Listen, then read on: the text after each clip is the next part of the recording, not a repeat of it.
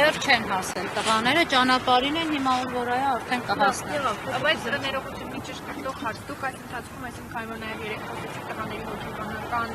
վիճակի մասին, չէր փորձել շատ հարցեր տալ միջադեպի վերաբերյալ, բայց այդուհանդերձ ուզում ենք հասկանալ տղաները միջադեպը ի սկզբանե սկիզբ ինչպես այսինքն կանգնած էր Դավիթը իր տեղում, իրեն հրել են, ինքը այնտեղ լսվում է, որ ասում է տենց չնայես ինձ վրա, ինչպես է եղել իր այդ միջադեպը, որ նաև մեր հետևողների համար, հարության համար, որովհետև տարբեր Բոլորիս համար է դա ակնհայտ, որ երեխեք աղոթագրքերը, տղաները աղոթագրքերը ձեռքները մասնակցում են պատարագին։